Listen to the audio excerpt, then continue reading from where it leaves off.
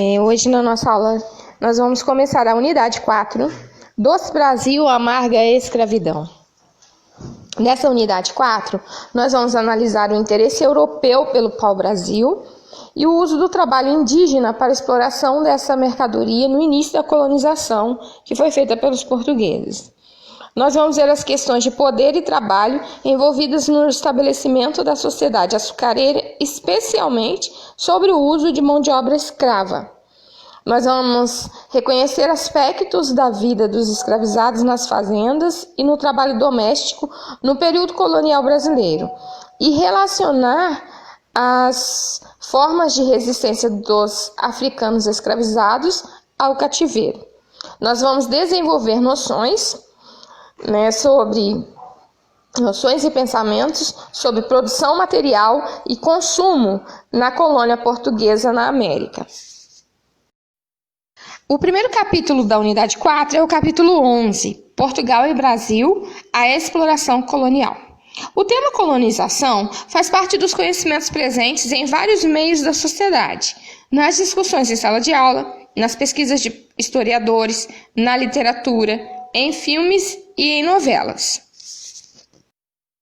A partir de 1500, com a chegada da expedição comandada por Pedro Álvares Cabral, o governo português tomou posse oficialmente das terras brasileiras e reconheceu-as como sua colônia, o que foi legitimado pela Igreja Católica e ocorreu dentro dos limites determinados pelo Tratado de Tordesilhas. No entanto, a ocupação do território por parte de Portugal ocorreu gradualmente ao longo de muitas décadas, alternando ou combinando políticas de lutas e alianças com diversos povos indígenas. Em 2018, um grupo de 30 organizações não governamentais, universidades e empresas utilizou imagens produzidas por satélites para mapear a devastação da vegetação nativa brasileira. Os resultados foram impressionantes. Entre 1985 e 2018, foi devastada uma área equivalente ao território dos estados de São Paulo, Rio de Janeiro, Espírito Santo e Mato Grosso do Sul.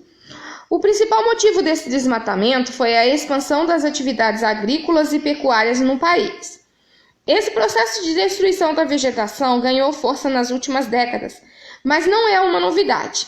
Na realidade, desde a chegada dos europeus a essas terras, a exploração dos recursos naturais provoca a destruição da vegetação nativa, como é o caso do pau-brasil. Essa árvore faz parte do bioma Mata Atlântica e encontra-se atualmente na lista de espécies da flora nacional em extinção. Além disso, esse bioma é um dos que mais sofreu com o desmatamento, já que a área que ocupa atualmente é mais de 90% menor do que aquela que ocupava em 1500. Para entender como começou esse intenso processo de destruição da vegetação nativa do Brasil, é fundamental analisar o início da ocupação do território brasileiro pelos portugueses. Entre 1500 e 1530, período conhecido como pré-colonial, a coroa portuguesa dedicou-se à extração do pau-brasil, sem se preocupar em iniciar a ocupação efetiva dessas terras e em organizar um governo para controlar e administrar o território. O pau-brasil era muito valorizado no comércio europeu, pois dele se extraía uma tinta vermelha utilizada no tingimento de linho, seda e algodão. A madeira era usada na fabricação de móveis e embarcações. O Brasil do século XVI não apresentava a mesma extensão territorial de hoje. Estendia-se da costa banhada pelo Oceano Atlântico até a linha imaginária estabelecida pelo Tratado de Tordesilhas. Os limites desse tratado começaram a ser desrespeitados no século XVII, com a ação de aventureiros e comerciantes de indígenas, missionários religiosos e coletores de produtos da floresta amazônica. O governo português tinha um monopólio da extração e comércio do pau-brasil. Parte dos lucros desse comércio ficava para a metrópole. O trabalho indígena na exploração do pau-brasil. A tarefa de penetrar na floresta, cortar as árvores de pau-brasil e carregar as toras de madeira até as caravelas dos comerciantes era feita pelos indígenas.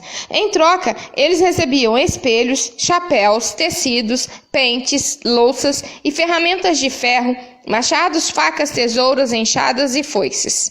Esse tipo de comércio de troca é conhecido como escambo. Durante o período pré-colonial, a ameaça de invasões estrangeiras preocupava a coroa portuguesa. Espanhóis e franceses, principalmente, vinham em busca do precioso pau-brasil. Aproximavam-se dos indígenas e faziam carregamentos regulares de madeiras e de animais para a Europa. Dessa forma, o governo português organizou expedições para fiscalizar o extenso litoral brasileiro e tentar impedir desembarque de piratas. No entanto, as invasões continuaram. A solução encontrada para evitar essas invasões foi povoar o território com portugueses, sobretudo nas regiões litorâneas. Havia também outros interesses, a esperança de encontrar metais preciosos no Brasil, a exemplo do que ocorrera nas colônias americanas pertencentes à Espanha. A partir de 1530, começou de fato a colonização do Brasil. A metrópole portuguesa iniciou a ocupação da colônia e organizou seu governo. Os portugueses passaram a utilizar o trabalho escravo de indígenas na extração do pau-brasil e em outras tarefas, o que provocou conflitos entre colonizadores e nativos.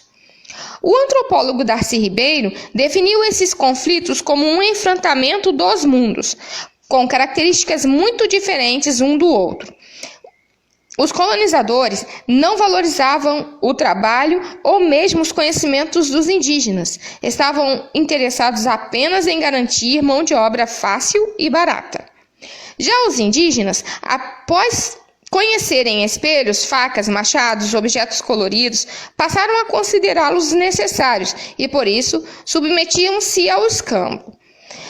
Quando começaram a ser escravizados, entretanto, reagiram de vários modos, declarando guerra aos portugueses, aliando-se a outros europeus, como franceses, ou deslocando suas tribos para o interior.